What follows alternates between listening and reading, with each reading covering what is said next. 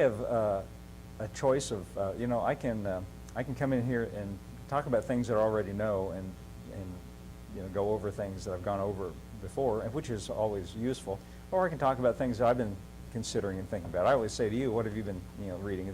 Well, I'm going to share with you some things I've been thinking about and looking at and considering and mulling over.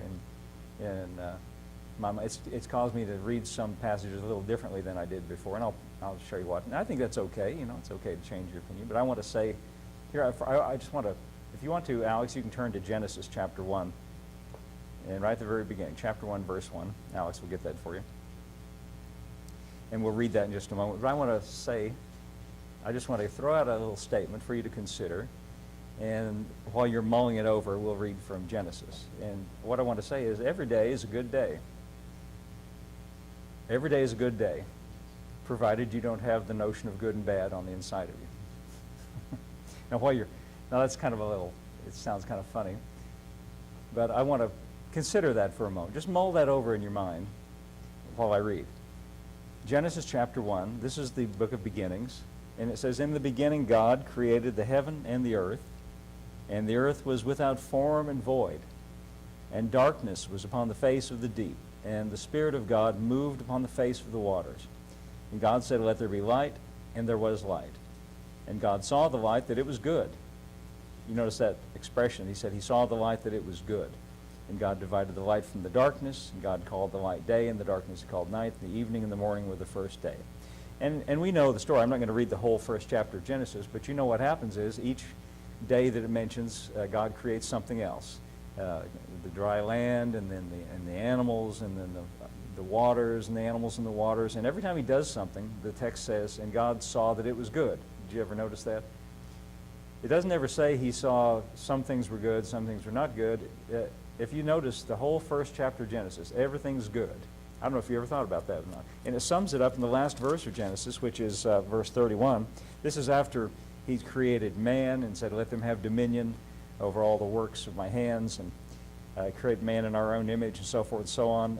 Verse 31, it sums it all up, this first chapter of creation. "And God saw everything that he made, and behold, it was very good. And the evening and the morning were the sixth day." Now that's we know that. We're acquainted with that, the story of creation in Genesis chapter 1. But notice that it says everything was good. The word bad doesn't occur there. There's no bad in it at all. It's all good, as we say sometimes. And then in chapter 2, it talks about the garden. God made a garden called the Garden of Eden. We sometimes call it paradise or the Garden of Eden. Either one of those expressions is right. And he put the man in the garden, and that's Adam. And starting with verse 15, in chapter 2, verse 15, it says, "The Lord God took the man, put him into the garden to dress and keep it." The word dress means cultivate it and keep it. "And the Lord God commanded the man, saying, Of every tree in the garden thou mayest freely eat." Now notice this, and we've talked about this a lot, and it's worth thinking about. "But of the tree of the knowledge of good and evil thou shalt not eat of it, for in the day thou eatest thereof thou shalt surely die." Now first of all, let's talk about some misconceptions about this verse. The first thing I notice is when I'm very sensitized to this. Once you notice something, you get sensitive to it. But in the popular culture, in the popular media, on television shows, and also in books, people who are not really necessarily Christians or Bible students, who just have a casual passing knowledge of Christianity or the Bible or religious things in general, will almost always misquote this. And they'll refer to it and they'll say, God didn't want them to eat of the tree of knowledge. I don't know if you ever noticed that. You think about this. Whenever you hear somebody bring that up, they'll almost always say, as if to say that religion is against knowledge or God is against knowledge. It's not the tree of knowledge. It wasn't knowledge. It was a specific kind of knowledge. And again, let's think about what knowledge is. Knowledge is something that you know. You know, the word know is in knowledge, isn't that right? And where do you know things? Right up here in your thinking processes. You could say knowledge is not just a set of facts, but it's the way we think about those facts. It's the way we interact with the world, you know. Knowledge means the way you think. It's what goes on in your mind. And evidently, I'm just going to draw a conclusion based from what it says here. Evidently, God did not want man And by that, he isn't, Eve's not on the scene yet, but man and woman, mankind. Evidently, God did not want man to have a knowledge of good and evil. Now, I've always read that in a very narrow sense and never really stopped to ponder it before. Good and evil, I've always read it in a very narrow moral sense. But you know what? This morning, I got my concordance out. Strong's Concordance. Big fat book with a little tiny print. And I'm so glad I got glasses now. I almost need a magnifying glass to read that little tiny print now. And I looked these words up, good and evil. I mean, I think, we read over it and think we know what it means, but I found out that it didn't have a narrow meaning of moral good and evil. It had a very broad meaning. The words are very broad. Here's what it says for good. In the Hebrew language, the word translated good is a word T-O-W-B, pronounced tob. And what it means, good, now remember, we've already had everything good so far in chapter 1. God said everything was good. Good means the word that's translated here, good, bountiful, cheerful, at ease, in favor, and joyful. Now, Janet's already mentioned in favor, I think, or at least alluded to it. We're under God's grace, under His favor. We've already mentioned that aspect. That's good. That's something that's good. That's what the word good means. Let me read it again. Bountiful, cheerful, at ease, in favor, and joyful. Now, I would have to conclude that up until now in the story that man's experience with God was all good. Bountiful, cheerful, at ease, in favor, and joyful. Now, what He told him is, I don't want you to eat of the tree of the knowledge. I don't want you to have the knowledge of good and evil. See, everything was good up until this point, right? Because he didn't have the knowledge of a distinction between good and evil. He didn't have this knowledge of these two opposite things, good and evil. And God evidently didn't want him to have that. Here's what evil means. Now, we think evil, we just think in a kind of a moral sense, but it's actually a very broad word. In Hebrew, the word evil is a word ra, R-A, and it means, ready for the first word is bad. The concordance says evil means bad. Now, I think we can understand that. In the King James days in which this was translated, if you read texts from that period of time, poetry and so forth, or the tales of King Arthur, when they talk about somebody having misfortune, they'll say evil fortune sometimes. And it doesn't mean moral, it just means bad. Something bad happened. And in fact, this is what the word ra means in Hebrew. It means bad, it means adversity, it means grief and sorrow. That's interesting, isn't it? Adversity, calamity, grief, and sorrow. And bad is the first one mentioned. So we could say that, I'm going to paraphrase it now and say, we could say that what God said don't eat from is the tree of the knowledge of good and bad. He did, the idea of eating from something, now whether you want to think of this as a literal physical tree or not, I prefer to, it doesn't really matter. The point is, what's the message here? What is he trying to say? Or what is he saying? Not that he's trying, it's what are we trying to understand? He didn't want to internalize, the man to internalize this notion, this idea of good and bad. And here's a way to understand it. As we read on down in this chapter 2, God created Eve out of the side of Adam, out of his rib, as you know that story, and says it's not good for man to be alone. We read that at weddings sometimes. Notice verse 25 of this chapter 2. This is a very interesting little verse. I think we read over this and don't really ponder it. We read over a lot of things, don't really ponder them. Sometimes we're not ready to ponder them, I guess. But in verse 25 it says, and they were both naked, the man and his wife, and were not ashamed. Now that's really interesting, isn't it? I always would hear preachers say they were clothed with the glory of God. But it doesn't ever say that anywhere in the text. What it does say is they were naked and unashamed. Now, what does it mean when it says not ashamed? I guess not aware, I suppose, or not aware of a lack, or not aware that anything was wrong. I mean, I don't know how you would think about that otherwise. They were just not conscious. They didn't have any consciousness of anything being lacking. They didn't have any clothes on. I mean, I guarantee you if that was us, I'd be conscious, but we're living on the other side of that. But in this state they were in, before they disobeyed God. See, I don't think God was just being an old fuddy-duddy telling them not to eat of the tree of the knowledge of good. I think it was for their benefit. Because all the time that they were living up until now, they were living in a state of paradise. Nothing was bad. It was also a state of innocence, you might say. But you know the story. We all know what happens. I don't need to take time to read it all. The serpent came and tempted them. and tempted Eve to start with. And he said, you know, if God is withholding from you, and you need to eat of this tree of the knowledge of good and bad, or good and evil. And you need to know this, you need to have this knowledge. And so they both took from the fruit and ate from it, as you know. And the very first thing that happens is, verse 7, chapter 3, verse 7. First thing that happened after they partook of the tree of the knowledge of good and bad, or good and evil. I'm going to say evil means bad, which I saw in the Hebrew there. It means calamity, it means adversity, grief, and sorrow. Those are interesting words to me. It said in verse 7, the eyes of them both were opened. Yes, they were. They gained some... See, whenever it says the eyes were opened, we sing that song this morning. Open the eyes of my heart. You know, your heart, as the pump that's in here, it doesn't have eyes. That heart doesn't have eyes. It's a metaphor for, when we sing, open the eyes of my heart, it's a metaphor for understanding, for seeing things. We say that sometimes. Oh, I see. We'll say that sometimes. When you understand something, you say, now I see, right? We don't mean, your vision's the same, right? We understand something. Well, they gained some knowledge. That's why it's called the knowledge of good and evil, good and bad. They gained some knowledge, and it was knowledge that God didn't want them to have, because he said, you'll die. It killed them. It separated them from God. It brought grief and sorrow into their lives. If you go in reading, when he talks about women giving birth in sorrow, remember that? Sorrow and grief came into their lives after this. The eyes of them both were opened, and they knew they were naked. They didn't know it before. That's what it said back in chapter 2. They were naked before, but they just weren't conscious of it. But now they're conscious of the fact that there's something bad here. There's a lack. There's something is not as it should be. There's a discontent has entered into their life. And they sewed fig leaves together and made themselves aprons. That's a good metaphor for what Janet was talking about, what we try to do in religious life. We try to remedy the situation. And it's pretty pathetic,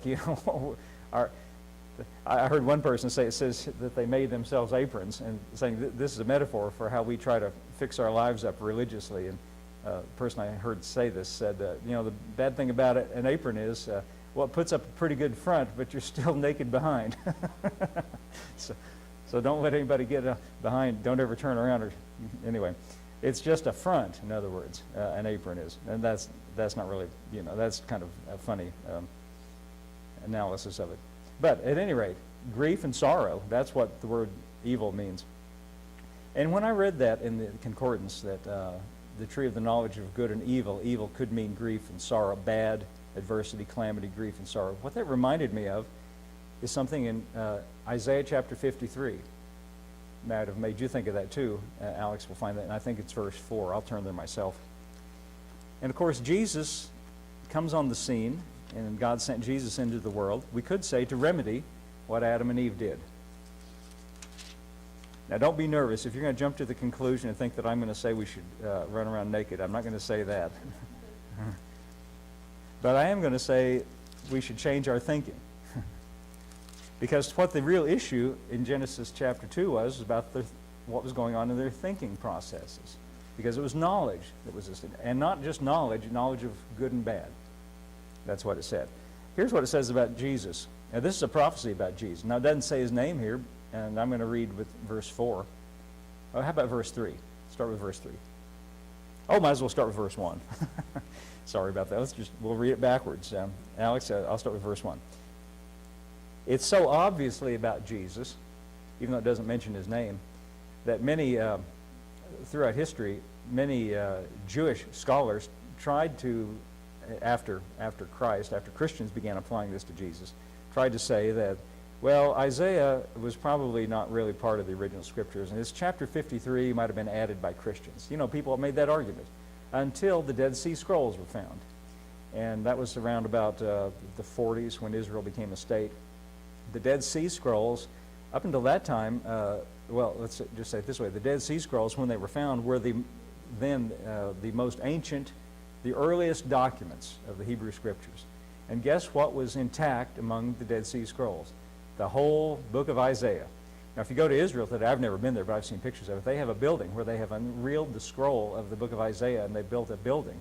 And it goes all the way around the building on the outside wall. The whole scroll is unrolled, and you can walk around and look at it. And guess what's right there in the middle of it? Isaiah chapter 53, in the earliest document, before the first century. They've dated these to prior to Christ. Chapter 53 is in there. So you can't say Christians added it. This document they found in the Dead Sea Scrolls was written before Christ. But it's so obviously describing him that any person, even people not disposed to believe in him, recognize him. That's the point. Okay, chapter 53, verse 1. Who hath believed our report? And to whom is the arm of the Lord revealed? For he shall grow up before him as a tender plant, and as a root out of dry ground.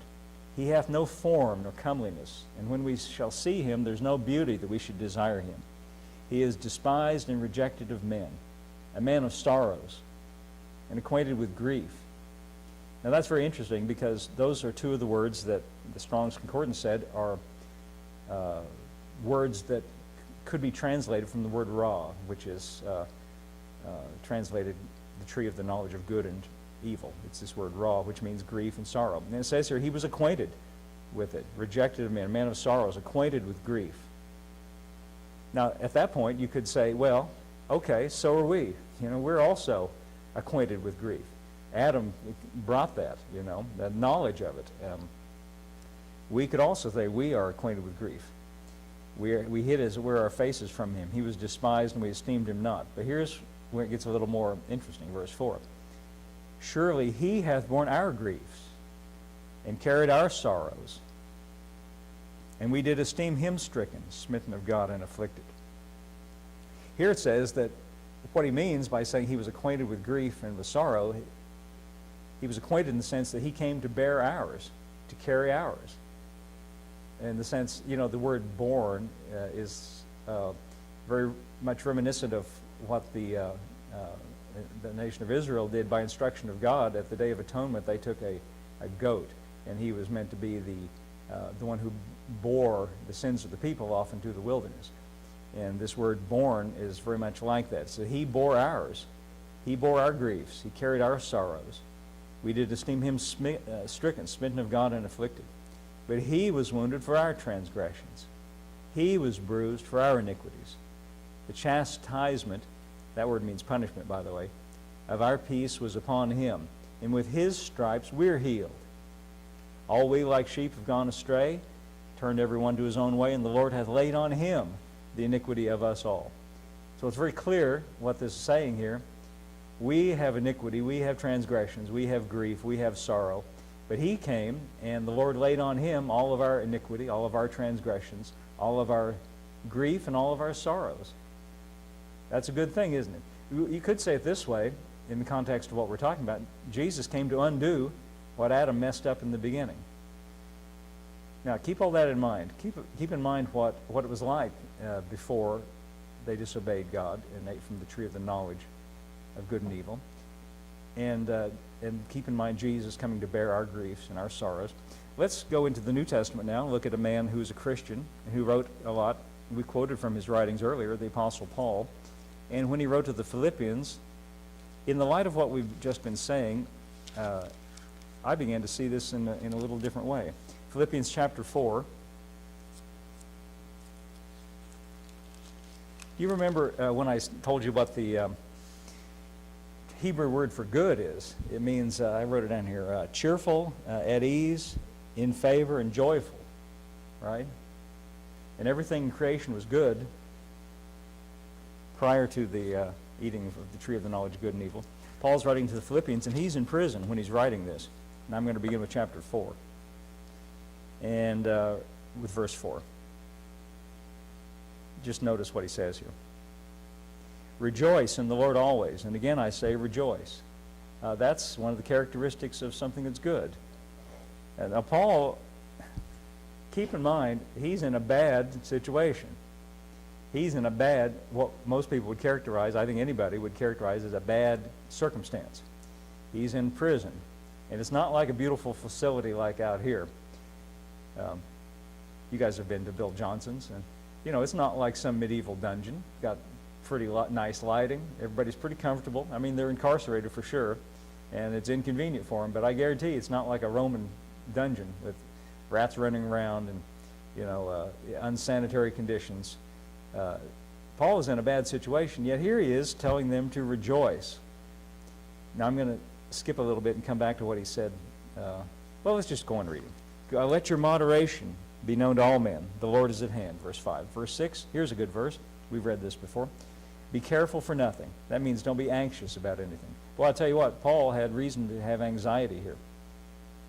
Don't be anxious. Be careful for nothing. But in everything, by prayer and supplication with thanksgiving, let your requests be made known unto God. And the peace of God, which passes understanding, shall keep your hearts and minds through Christ Jesus. Those are all good thoughts. I think we've read those before. Skip down a little bit. I want to point something out. I want to show you something. He thanks them for sending the gift that they sent to him. They're the only church that supported him in his circumstance here. Verse 11 says, not that I speak in respect of want. Now listen to this. For I have learned. Now, don't want to just, fuss over little words and be grammatical about it, but you know where you learn things, right? This is where you learn is a word that speaks to the way we think about things. When we go to school to learn something, right? And gain knowledge or change the way we think about things, perhaps. Not that I speak in respect of want, for I have learned, in whatsoever state I am, therewith to be content. Now the word content literally means independent of circumstances, or not ruled by the circumstances. I think you can see from the context that's exactly what he means. It doesn't mean that he likes it. It just means that it's not going to rule over him, the situation that he's in. I think the Amplified brings this out. Alex, do you have the Amplified there? Not that I'm implying that I was in any personal want, for I have learned how to be content, that is, satisfied to the point where I'm not disturbed or disquieted in whatsoever state I am. That's a good way to understand it. Independent of the circumstances, not ruled by the circumstances, not disturbed or disquieted. Now that's remarkable. He should have been disturbed and disquieted. But he changed his thinking. That's what he's saying. I learned how to be in this situation and not be disturbed and disquieted. I think it's remarkable. Look at verse 12. Alex, I'm going to go back to the King James now. I know how to be abased. You know what abased means? That means brought low, literally. It means humiliated. It means humbled. Now, nobody likes to be humiliated. Is it just me? No, it's not just me. Nobody likes it. But Paul said, I have learned how to be. See, in the circumstances, what he's saying is, I've learned how this can happen to me, and I'm not ruled by it. That's what he's saying. It doesn't dominate me. I have learned how to be abased. I know how to be abased. I know how to abound. Everywhere and in all things, I'm instructed to be full and hungry, to abound and to suffer need. What is he saying in this very flowery, poetic language? He's saying it doesn't make any difference. I'm independent of these circumstances. Alex, could you give me the Amplified? I like what it says here in the Amplified, too. I'm going to make Alex do a lot of work here today. Oh, this is too many words. This intimidates me to read it. I know how to be abased and live humbly in straitened circumstances, and I know how to enjoy plenty and live in abundance. I've learned in any and all circumstances the secret of facing every situation, whether well-fed or going hungry, having sufficiency and enough to spare, or going without and being in want. What he's saying is all these things that are changeable, that happen on the outside of me, he says, I have learned how to be stable on the inside and not disquieted and disturbed on the inside. Go back to King James again now. Look at what he says in verse 13, where he sums it up. I can do all things through Christ, which strengthens me. That means I can do all these things I was just talking about.